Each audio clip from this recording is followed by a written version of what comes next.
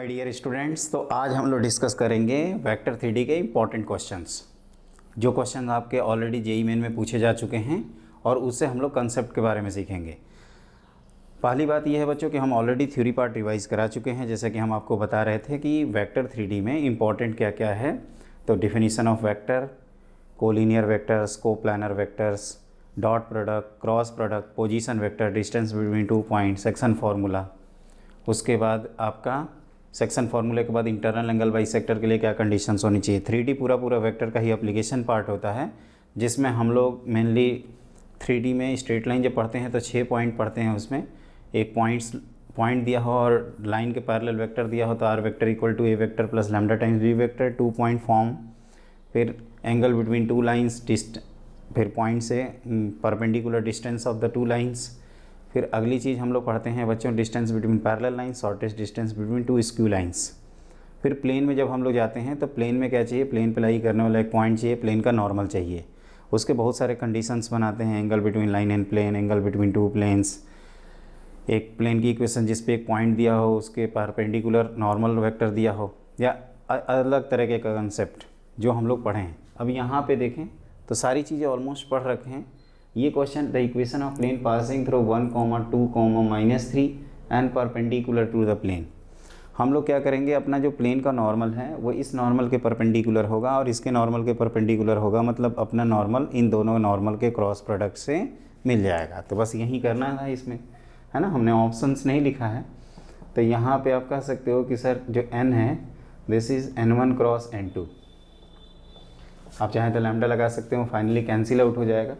तो पहले प्लेन का जो नॉर्मल है, पहले तो आई जे के यहाँ लिख दिया हमने, है ना। यहाँ पे 3, 1, -2, फिर 2, -5, -1। तो ये बच्चों आ जाता है माइनस, आप ध्यान से देखो तो -1 और -10, -11 टाइम्स आई, और ये -3 + 4, मतलब इसको कह सकते हैं -3 + 4 + 1 माइनस टाइम्स जे, और -15, -2, -17 टाइम्स के। तो आप चाहें तो इग्नोर कर सकते हैं इस माइनस साइन को। Equation of plane, equation of plane हम लोग दोस्तों जानते हैं इस r - a डॉट n = 0, इस तरह से लिखते हैं। और इसको कार्टेशियन फॉर्म में कैसे लिखा जाता है, तो आप 11 टाइम्स x - x1, ये y1 z1, the x - 1 plus 1 times y - 2 plus 17 times z - 3, minus of -3 = 0। तो ये हो जाएगा आपका, ध्यान से देखिए तो 11x + y + 17z, और कांस्टेंट नंबर आएंगे -11, -2, -13, और -13 और 51। तो ये हो गया 51 - 13। अब ये काउंट करने पे देखते हैं कितना आता है। यहाँ इसको 11x + y + 17z, और ये हो जाएगा 38 = 0। मान लीजिए कि अगर आपको ये वेक्टर इक्वेशन में लिखना हो तो r.11i + j + 17k + 38 = 0। एक बार आंसर चेक कर लेते हैं, ये सही है ना। ऐसा तो नहीं हमने आंसर कुछ गड़बड़ रखा है, नहीं, बिल्कुल सही है आंसर। तो ये है बच्चों equation of plane passing through the point and perpendicular to the 2 planes. तो अपना जो नॉर्मल था इस प्लेन के नॉर्मल के परपेंडिकुलर, इस प्लेन के नॉर्मल के परपेंडिकुलर, तो वहाँ से क्रॉस पता चला कि एक वेक्टर जब 2 वेक्टर के परपेंडिकुलर होता है, इसका मतलब दोनों के क्रॉस प्रोडक्ट के डायरेक्शन में होता है। तो हमने क्रॉस कर दिया, नॉर्मल आ गया। ये माइनस साइन अगर यहाँ लिखोगे भी तो फाइनली इंटायरली माइनस कैंसिल हो जाएगा। कैलकुलेशंस का ध्यान रखिएगा। और आप देखे होंगे हमने ऑलरेडी वहाँ रिवीजन कराया है, तो फरवरी अटैम्प्ट में जो भी कराया है बच्चों, ऐसा नहीं है कि एक सिंगल क्वेश्चन वेक्टर 3D का आपके रडार से बाहर नहीं है। अब इस क्वेश्चन को तो मैं बोल ही सकता हूँ कि मेरे पढ़ाए हुए नोट से आया है, लेकिन हमारा काम है कि हम आपको क्या करें, हम आपको हर चीज़ बता दें जिससे आपके नए क्वेश्चंस भी आ रहे हैं, क्वेश्चन कर सकें, है ना। तो ये समझ में आ गया पूरा, आई होप आपको क्लियर समझ में आया होगा। अब हम लिखते हैं अपना अगला क्वेश्चन।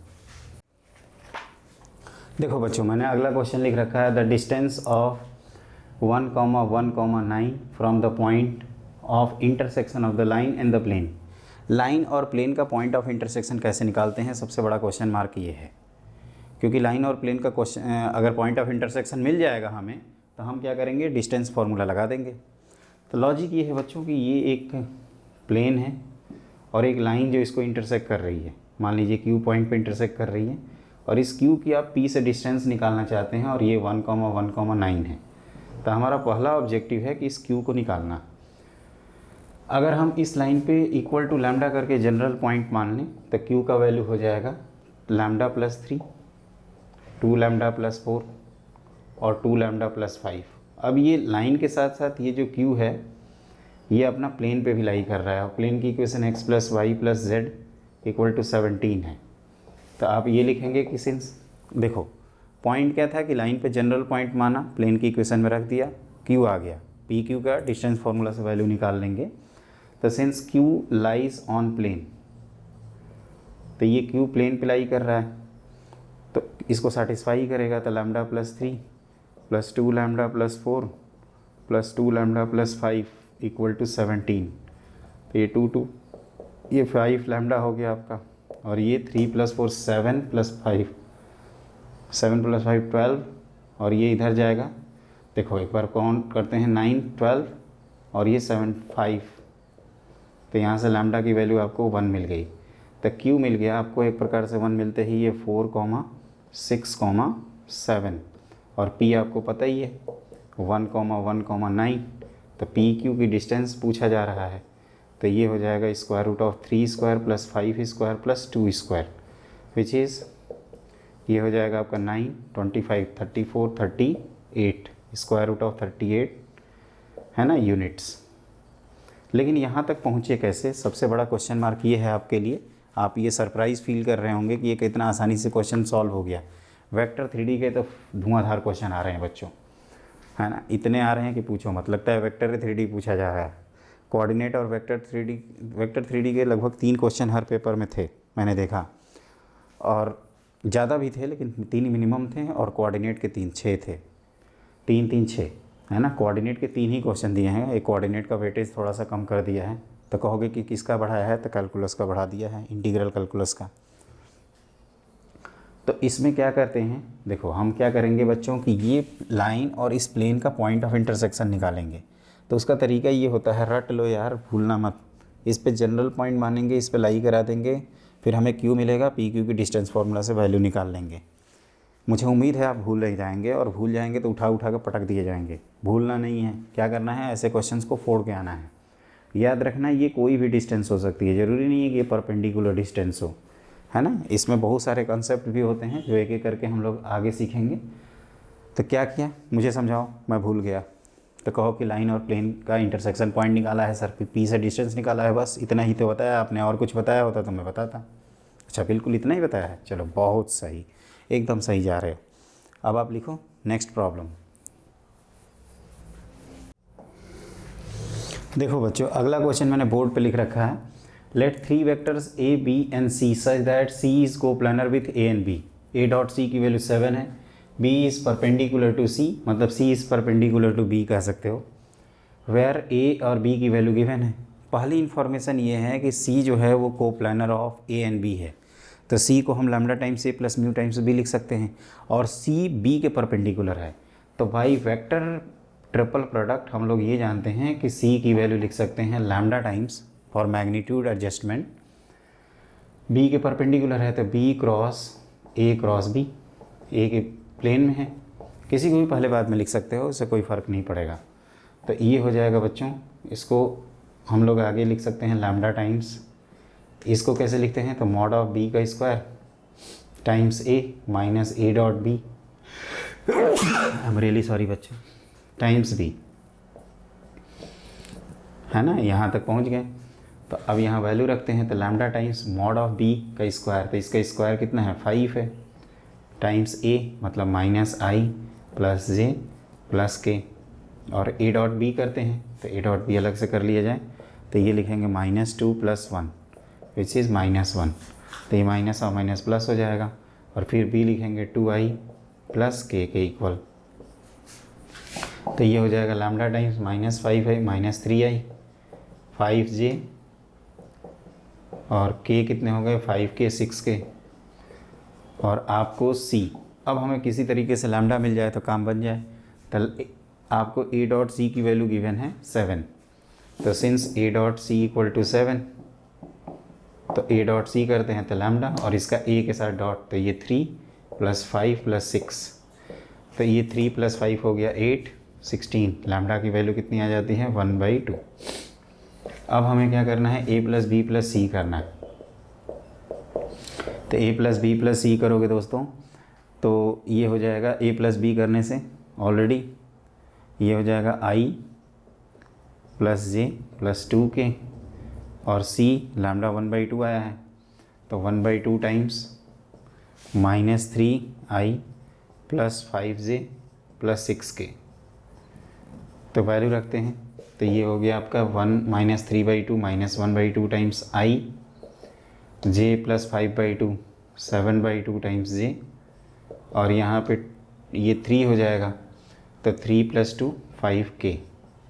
अब हमें इसके मॉड का स्क्वायर करना है, तो a + b + c का होल स्क्वायर, दिस इज √1/4 + 49/4, और प्लस इसको भी हम लोग लिख सकते हैं 25। अब 2 से मल्टीप्लाई कर देते हैं, तो 2 टाइम्स a + b + c का होल स्क्वायर, तो ये इसमें 2 4 की तरह जाएगा, तो ये 1 + 49 और प्लस ये हो जाएगा 100। तो यहाँ बच्चों लिखेंगे हम लोग ये 149 1/150। 1 मिनट स्क्वायर करेंगे तो हट जाएगा ना, ये गलत लिख दिया मैंने। इसमें गलती ये हुई है बच्चों कि ये स्क्वायर रूट नहीं रहेगा। दूसरी चीज़ कि ये मल्टीप्लाई होगा जब 2 से, तो इसको करेंगे 1/2 और प्लस 49/2 + 50, तो ये आ जाएगा 50/2, 25 + 50 75।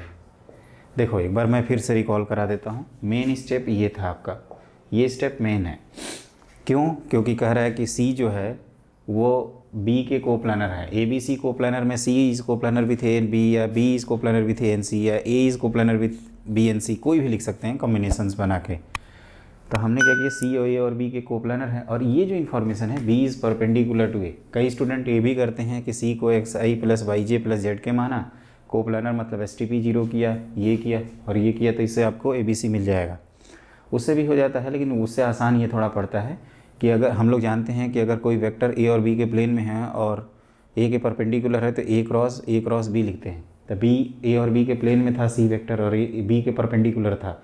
अगर बाई चांस A के परपेंडिकुलर लिखा होता तो यहाँ पे A लिख देते, D के परपेंडिकुलर एक वेक्टर नया D देता तो यहाँ D लिख देते। तो ये आपको ध्यान रखना है। ओके, तो ये सेम वेक्टर भी हो सकते हैं, कुछ अलग अलग तीनों भी हो सकते हैं, डिपेंड करता है कि वो क्या है। तो इसका एक फॉर्मूला होता है कि A - B करते हैं, और जब A हटाते हैं तो B dot B mod of B का स्क्वायर, और जब B लिखते हैं तो इन दोनों का डॉट प्रोडक्ट। तो A डॉट B की वैल्यू हम लोगों ने देखा कि -1 आ गई थी, तो वहाँ पुट कर दिया, और मॉड ऑफ B स्क्वायर कितना है 5, तो 5 लिख दिया और A की वैल्यू लिखा हूँ। ये कैलकुलेशन यहाँ तक है। अब हमें लैम्डा निकालना है, तो A डॉट C की वैल्यू 7 है, तो वहाँ से लैम्डा की वैल्यू हाफ आ जाती है। फिर उसके बाद आपका सिंपल है A + B + C, आप कंपोनेंट्स वाइज ऐड कर दीजिए, फिर मॉड लेकर स्क्वायर कर दीजिए। पहले मैं रूट लगा रहा था, इस वजह से वो क्वेश्चन गलत हो रहा था। तो इसका आंसर क्या है, एक्चुअल आंसर इज़ 75। बिल्कुल सही जा रहे हैं आप।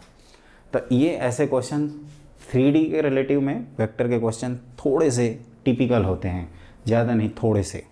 लेकिन अगर आपको बेसिक आता है तो आप आराम से कर सकते हैं। तो अब आप लिखिए नेक्स्ट प्रॉब्लम। देखो बच्चों, अगला इक्वेशन फैमिली ऑफ प्लेन से है। अगला क्वेश्चन फैमिली ऑफ प्लेन्स में हम लोग पढ़े हैं कि P1 + लैम्डा टाइम्स P2 = 0, या lambda times P1 + mu times P2 = 0 represents all the plane passing through the intersection of P1 and P2। ये फैमिली ऑफ प्लेन्स की ज़रूरत क्या पड़ती है कि जैसे मान लीजिए ये 2 प्लेन हैं, तो ये जो लाइन ऑफ इंटरसेक्शन है इससे पास होने वाले आप किसी भी प्लेन की इक्वेशन ऐसे लिख सकते हैं। लेकिन जो हम लोग पढ़े हैं वो ज़्यादातर कार्टेशियन फॉर्म में रहता है, क्योंकि स्ट्रेट लाइन भी उसी लॉजिक से पढ़ते हैं 2 डायमेंशनल में। तो पहला प्लेन लिख दिया जाए, इसको कार्टेशियन से वेक्टर तो बना ही सकते हो, x + y + z - 1 = 0। और दूसरा प्लेन कहाँ है, तो x - 2y + 2 = 0। तो लेट जो प्लेन अपना है उसको मान लेते हैं P1 + लैम्डा टाइम्स P2 = 0। तो ये कितना हो जाएगा बच्चों, तो x + y + z - 1 plus lambda times x minus 2y plus 2 equal to 0।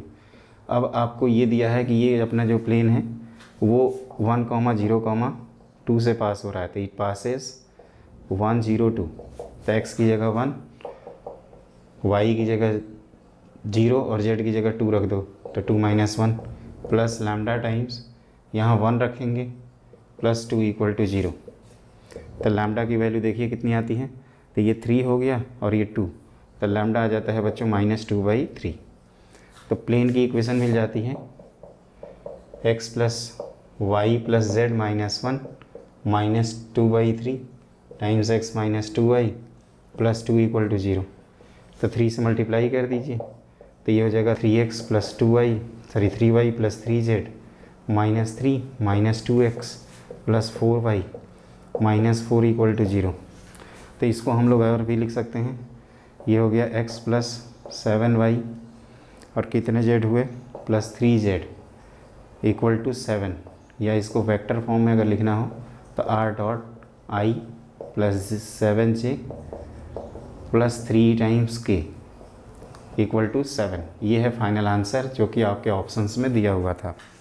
तो देखिए हम लोग यहाँ पे नई चीज़ क्या कर रहे हैं, जैसे बहुत ज़्यादा स्टूडेंट कहते हैं कि सर वेक्टर फॉर्म में ही आप सॉल्व कर लीजिए, उस तरह से भी कर सकते हैं, लेकिन ये जो कार्टेशियन फॉर्म वाला मेथड है ये हम लोग 2 डायमेंशनल ज्योमेट्री में ज़्यादातर यूज़ करते हैं। 2 डायमेंशनल ज्योमेट्री का मतलब होता है बच्चों कोऑर्डिनेट ज्योमेट्री, उसमें हम लोग फैमिली ऑफ स्ट्रेट लाइन पढ़ते हैं ना, फैमिली ऑफ सर्किल पढ़ते हैं, तो उसी तरह से फैमिली ऑफ प्लेन्स है। और ये लैम्डा निकालने के लिए एक्स्ट्रा इन्फॉर्मेशन क्वेश्चन में दी जाती है, जैसे कि ये पॉइंट से पास कर रहा है तो लैम्डा निकाल लिया, किसी प्लेन के परपेंडिकुलर होता है तो इसका नॉर्मल लिखते हो और गिवन प्लेन का नॉर्मल लिखते हो, दोनों का डॉट प्रोडक्ट 0 कर देते हैं। तो ये इन्फॉर्मेशन आपके पास रहे कि लैम्डा निकल जाता है। कार्टेशियन प्लेन से वेक्टर प्लेन में बनाना कितना आसान है। अब कई कहते हैं सर इसको भी बता दूँ, अरे भाई तो ये अगर आपका ax plus by plus cz plus d equal to 0 Cartesian form है, तो इसका वेक्टर फॉर्म होता है r dot ai plus bj plus ck plus d equal to 0। ये ध्यान रखिएगा बच्चों, ये कार्टेशियन फॉर्म है, एक वेक्टर फॉर्म है, ये आप जितना अच्छे से याद रखोगे उतना बेहतर रहेगा आपके लिए, है कि नहीं। ओके, तो मेरे ख्याल से ये क्वेश्चन कंप्लीट हो गया। अब आप लिखो नेक्स्ट प्रॉब्लम। देखो बच्चों मैंने अगला क्वेश्चन बोर्ड पे लिख रखा है, let a b belongs to real number if the mirror image of the point with respect to line is given phi. तो हम लोग क्या चाहते हैं कि एक पॉइंट का दूसरा मिरर इमेज है, तो एक काम करते हैं, ये दोनों इक्वल होता है तो इन दोनों का मिड पॉइंट लाइन पे लाई करा देते हैं। तब मिड पॉइंट कैसे निकालोगे, तो मिड पॉइंट निकालोगे बच्चों, ये हो जाएगा a, 6, 9 और ये कौन है, तो ये है आपका 20, b, माइनस a माइनस 9। तो इसका मिड पॉइंट फार्मूला से वैल्यू हो जाएगी a प्लस 20/2 और ये 6 प्लस b/2 और यहाँ 9 9 कैंसिल माइनस a/2। इसको इस लाइन पे लाई करा देते हैं, तो वी गेट, दो ही अननोन है, दो इक्वेशंस आ जाएगी ए और बी की वैल्यू।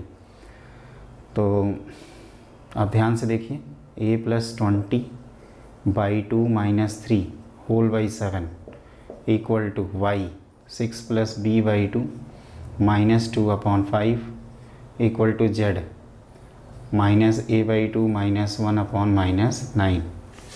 तो ये हो जाएगा बच्चों a प्लस 20 माइनस 6, तो a plus 14 whole divided by 14 equal to, सही है, एक बार देख लेते हैं, a प्लस 14/14 सही है, ये कितना होगा, तो ये हो जाएगा आपका b plus 4 whole divided by, नहीं b प्लस 2 2 4, b प्लस 2 होगा whole divided by 10 equal to, ये हो जाएगा a प्लस 2/18। तो इसको इक्वल करने के लिए एक हमारे पास तरीका है कि इन दोनों को आपस में इक्वल कर दें और एक बार b को इक्वल कर दें, या लॉ ऑफ रेशियो लगा दें, इनको डिफरेंस करो, इसको डिफरेंस करो, तो ये हो जाएगा 12/-4, तो ये -3 के इक्वल हो गया। तो a प्लस 14 की वैल्यू -42 और b प्लस 2 की वैल्यू, b प्लस 2 की वैल्यू कितनी हो जाएगी -30। तो ये काउंट करो, तो काउंट करने से बच्चों ये आ रहा है कि a की वैल्यू -56 और b की वैल्यू हो जाएगी -32। तो इन दोनों को ऐड करेंगे तो a प्लस बी की वैल्यू हो जाएगी आपकी -88। तो a प्लस बी का मॉड चाहिए हम लोगों को, तो a प्लस बी का मॉड हो जाएगा आपका 88। इस क्वेश्चन में कुछ खास है नहीं, बस इसमें इम्पॉर्टेंट फैक्टर ये है कि जो मिड पॉइंट है उसको लाइन पे लाई करा रहे हैं और कुछ भी नहीं कर रहे हैं। कुछ नया होता तो मैं आपको बताता, जब कुछ नया है ही नहीं तो बताऊंगा क्या। तो वैसे मिरर इमेज के लिए हम लोग क्या जानते हैं, अगर इन जनरल क्वेश्चन है और इसकी वैल्यू नोन है, लाइन की इक्वेशन दिया है तो लाइन पे एक जनरल पॉइंट मानते हैं, इस वेक्टर को क्रिएट करते हैं, लाइन के पैरेलल वेक्टर के साथ डॉट प्रोडक्ट 0 कर देते हैं, ये पॉइंट आता है, मिड पॉइंट फार्मूला से इमेज आती है, डिस्टेंस आता है। एक पेपर में आपको इसकी इक्वेशन भी पूछा था तो वो आराम से निकाल सकते हैं। याद रखिएगा मिरर इमेज के लिए परपेंडिकुलर होना और मिड पॉइंट का उस पर लाई करना is the very very important thing. कई स्टूडेंट ये भी करते हैं कि सर मान लीजिए एक अननोन होता तो इस वेक्टर को क्रिएट करते और इस वेक्टर का डॉट प्रोडक्ट आपका 0 कर देते, तो वो भी एक तरीका है आपके पास करने का, लेकिन उससे ज़्यादा कोई एडवांटेज मिलेगा नहीं, है ना। तो ध्यान रखिएगा हमने क्या किया बच्चों, मिड पॉइंट को लाई करा दिया। अगर मिड पॉइंट लाई कराने से आंसर नहीं आता तो फिर हम क्या करते, लाइन का पैरेलल वेक्टर और पी क्यू वेक्टर का डॉट प्रोडक्ट 0 कर देते, क्योंकि वो अभी तक इन्फॉर्मेशन हमने यूज़ नहीं किया है। वैसे आपको जितनी इन्फॉर्मेशन गिवन है आप चेक कर सकते हैं, ए डॉट मैंने पी क्यू वेक्टर और बी वेक्टर का डॉट प्रोडक्ट यहाँ पे 0 आएगा। क्लियर। तो ये एक सिंपल सा केक वॉक टाइप का क्वेश्चन है, बस आपको मिड पॉइंट को लाइन की इक्वेशन में पुट करना है। क्यों पुट करना है भाई, तो कहो कि सर मिरर इमेज है, तो मिरर इमेज तभी कंफर्म करेंगे ना जब ये परपेंडिकुलर हो और डिस्टेंस वाइज दोनों क्या हो, इक्वल हो। बिल्कुल सही सोचा आपने। अब आप लिखिए नेक्स्ट प्रॉब्लम। बच्चों अगला क्वेश्चन देखो, एक अच्छा सा क्वेश्चन है, let lambda be an integer if the shortest distance between the lines. Shortest distance between the lines, ये स्क्यू लाइन्स हम लोग ये जानते हैं कि a1 minus a2 dot b1 cross b2 upon mod of e1 cross b2। तो line को थोड़ा ढंग से लिखा जाए, ये पहली लाइन है, कहाँ गई पहली लाइन, ये है, तो इसमें 2 से डिवाइड करके लिख दो, x minus lambda upon 2 equal to 2 से डिवाइड करोगे तो x माइनस लैम्डा बाई 2, ये क्या हो जाएगा y माइनस हाफ अपॉन 1। 2 से ऊपर नीचे डिवाइड कर रहे हैं,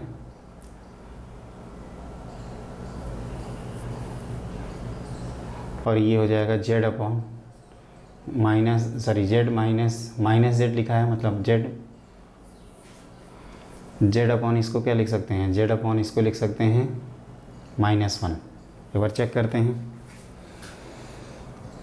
सही लिखा है।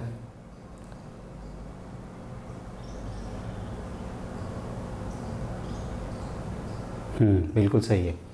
और दूसरी इक्वेशंस में हम लोग क्या करें, दूसरी इक्वेशंस में आप कह रहे हो कि ये सिंपल है ही ऑलरेडी, तो x upon 1 equal to y plus 2 lambda whole divided by 1 equal to z minus lambda by 1। तो अब देखो यहाँ पे क्या है कि यहाँ पे a1 वेक्टर कितना है, तो ये लैम्डा i और plus 1/2 times j plus 0 times k, जहाँ से दूसरा वेक्टर क्या है 0i minus 2 times lambda j plus lambda times k। तो a1 माइनस a2 की ज़रूरत है, तो ये हो जाएगा आपका लैम्डा i और ये हो जाएगा 1/2 प्लस 2 लैम्डा टाइम्स j और ये minus lambda times k। b1 cross b2 की अगर बात करें दोस्तों, एक एक करके निकालना होगा, इसमें हम कुछ कर भी नहीं सकते। i j k 2 1 माइनस 1 1 1 1, तो ये हो जाएगा 1 और 2 2i, ये 2 प्लस 1 3 माइनस 3j और प्लस k। तो शॉर्टेस्ट डिस्टेंस इन दोनों का डॉट प्रोडक्ट करते हैं, तो ये हो जाएगा 2 times lambda minus 3 1/2 plus 2 lambda और minus lambda whole divided by, आप इसका स्क्वायर रूट करोगे तो ये 13 40 कितना आएगा 9 13 14 रूट 14 का जो मॉड है ये आपको दिया हुआ है, आप कह सकते हो √7/2√2। अब हमें वैल्यू निकालनी है, तो ये एक एक करके पेशेंस मार के निकालते हैं। तो देखिए ध्यान से, इसमें जल्दीबाजी क्या करें बच्चों, ये कितना होगा, ये हो जाएगा आपका लैम्डा -6 लैम्डा -5 लैम्डा, तो -5 लैम्डा -3/2, ठीक खा जाते हैं प्लस अपॉन या इक्वल टू मॉड है, तो ये मॉड को ऐसे ही रखो, ये √14 इधर जाएगा, तो ये क्या करेगा, √14 √7 अपॉन 2√2, √14 को √2 इंटू √7 लिख सकते हैं, तो ये √2 कैंसिल, 7/2 हो गया ये। तो यहाँ से 5 लैम्डा प्लस 3/2 की वैल्यू या तो 7/2 लिख देते हैं या तो -7/2 लिख देते हैं, तो 5 लैम्डा की वैल्यू आ जाएगी 4/2 या -10/2। तो लैम्डा की जो वैल्यूज़ हैं वो या तो आप 4/10 लिखेंगे 2/5 और या आप -1 लिखेंगे। तो कह रहे हैं मॉड लैम्डा निकालो, तो मॉड लैम्डा आपका कितना आ गया बच्चों, 1 के इक्वल।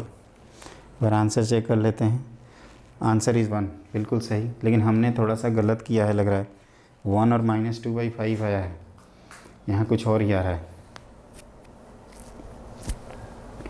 हमारा -1 -5 लैम्डा -3/2, कोई बात नहीं, वो डिस्टेंस वाला लॉजिक है, कुछ इधर उधर हो सकता है ना। a1 vector a2 vector, a1 vector minus a2 vector किया है माइनस लैम्डा टाइम्स आई। अच्छा, a2 माइनस a1 कर, उससे कोई फ़र्क नहीं पड़ेगा, आंसर आपके सेम आएंगे, है ना, क्योंकि मॉड में जा रहा है आंसर। क्लियर। तो इस तरह से हमारा क्वेश्चन ये सॉल्व हो गया। लेकिन ये क्वेश्चन करने के लिए बच्चों आप देख ही रहे हो कि शॉर्टेस्ट डिस्टेंस का मतलब कि shortest distance between two skew lines. अगर आपको फार्मूला याद है, फार्मूला में हमने कैसे बताया है कि आप b1 क्रॉस b2 करते हो तो वो वेक्टर मिलता है जो दोनों लाइनों के परपेंडिकुलर होता है। फिर a1 minus a2 obvious point को ज्वाइन करने वाला वेक्टर है। a1 माइनस a2 का प्रोजेक्शन लेते हो आप b1 क्रॉस b2 पे, तो उसी से फार्मूला बन जाता है a1 minus a2 dot b1 cross b2 upon modulus of b1 cross b2। और इस तरह से हमारा क्वेश्चन आराम से सॉल्व हो जाता है कि नहीं, और हम हैप्पी रहते हैं। तो हमने कुछ इंपॉर्टेंट क्वेश्चंस कराए बच्चों, मुझे उम्मीद है आपको पसंद आया होगा। इस तरह के क्वेश्चंस के लिए आप हमारे चैनल को फॉलो करते रहिए, वीडियो को सब्सक्राइब करना ना भूलें, शेयर करना ना भूलें और अपने दोस्तों के साथ शेयर करिए, है ना। और हमारे चैनल को आप सपोर्ट करिए, प्रमोट करिए, जितना आगे जाएगा उतना आपके लिए बेहतर रहेगा और आगे आने वाले बच्चों के लिए फ़ायदा मिलेगा। Have a great day.